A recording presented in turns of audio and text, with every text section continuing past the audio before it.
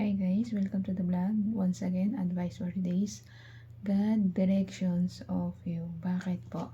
Kasi ganito po yun.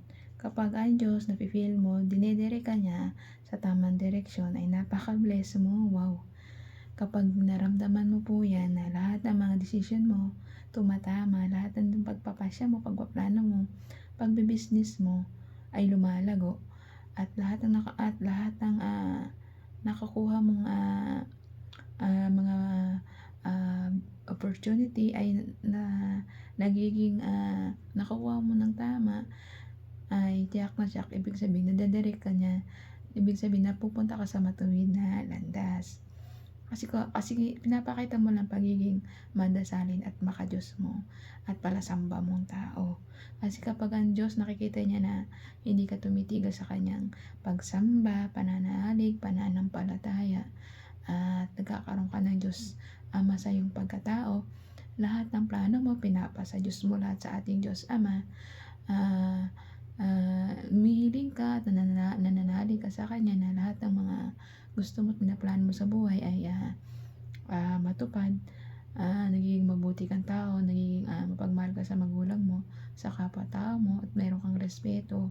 Lahat ng mga gawaing kabutihan ginagawa mo, pinapakita mo sa ating Diyos Ama, mabuti kang tao at karapat-dapat na naging anak niya, ay tsak na tsak, i-bless ka niya, i-direct ka niya sa matuwid na landas.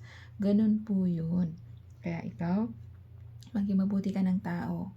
Ipakita mo sa ating Diyos Ama yung pananalig mo, pagbabago mo, pagsisisi mo, pagmamahal mo sa magulang mo, pagrerespeto mo sa kapwa-tao mo, at pagmamahal sa kapwa, pagbibigay, pagtulong sa ating kapwa, sa pamilya natin, sa mga kaibigan natin, at sa mga kapwa-tao natin na nangailangan ng tulong, at nagiging madasalin ka, at meron kang pagmamahal sa sarili mo at sa ating higit sa lahat sa ating Diyos na mga nasa langit. Nagiging mapagmahal ka at nagiging makadiyos ka. Lahat yan, pinapatunayan mo. Lahat yan, may kapalit na blessing yan.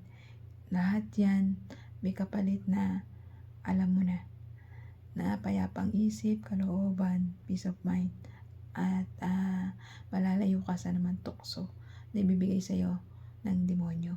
Kapag ikaw kasi ay nananalig na nanampalataya at pinapatatag na ating Diyos Ama yung pananalig mo sa Kanya, ay nadidirect talaga tayo sa tamang landas, sa tamang papatunguhan natin na patungo sa Kanya.